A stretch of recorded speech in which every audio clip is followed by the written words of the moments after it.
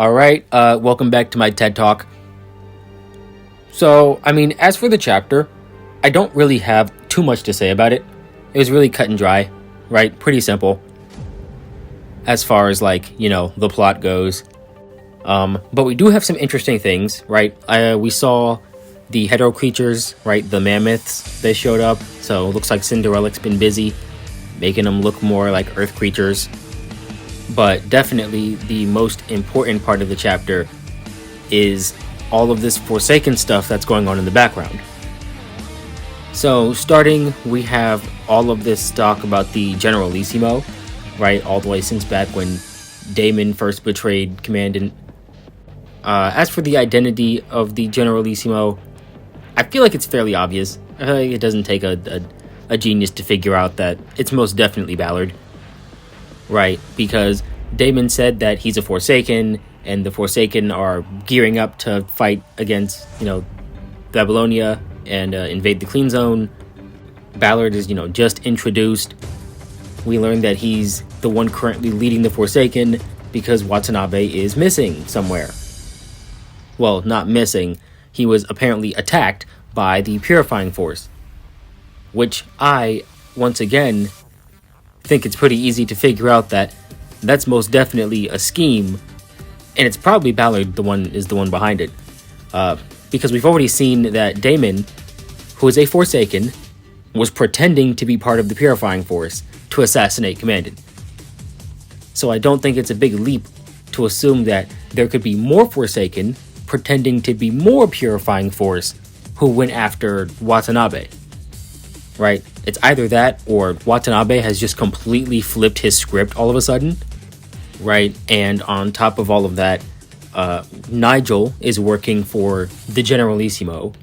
And the only other person that we know Nigel has ever worked for, with any semblance of loyalty is Ballard. 2 + 2 and I'm getting 4. So, plus this is something that I cut out. But Ballard had an initial introduction where Watanabe was just talking with some Forsaken members, and Ballard was just kind of there in the corner, and he was like, oh, I think you should go and establish a defensive line around the hetero zone. Right? Ballard's the one who suggested that Watanabe go to the hetero zone to fight off some hetero creatures, and that just happens to be coincidentally where Watanabe was attacked.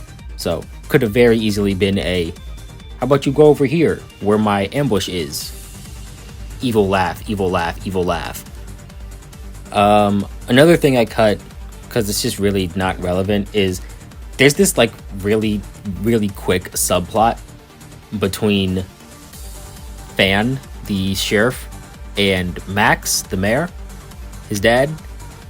Fan has some angry teenager stuff because he blames the mayor for his mother's death, and it turns into one of those, son, I didn't actually kill your mother. Your mother actually wanted to give birth to you healthily, but if she took the medicine, then it would hurt you or something. And it was one of those situations. The only notable thing about that whole scene was that his mother, Fan's mother, her name was Oakley Norman.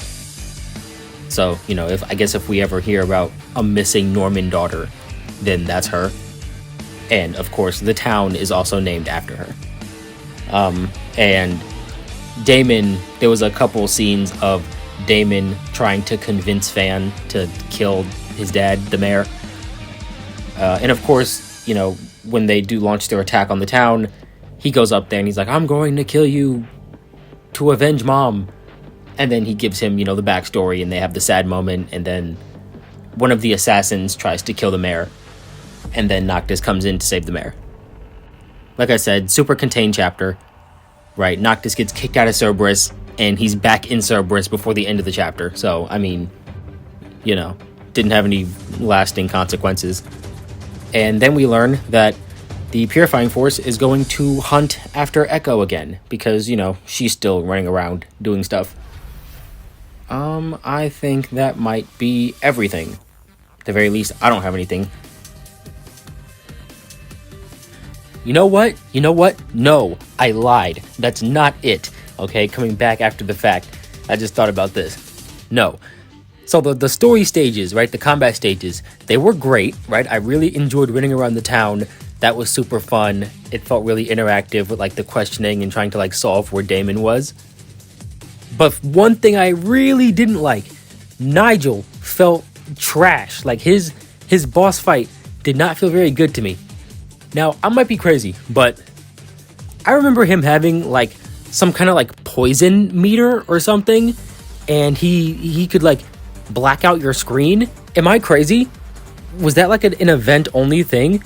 I can't remember exactly when it was, but I remember his boss fight being a lot more than what it was in the chapter. And then speaking of his boss fight, okay, he had a cool cutscene. Well, not even a cutscene. That thing was like 3 minutes long. He had a movie. He had a movie introduction with then no phase 2 transition and no defeat transition. I mean, I guess that's supposed to mean he wasn't defeated, but like, brother, ew, like nothing. We gave him nothing. But I'm griping. I'm just complaining.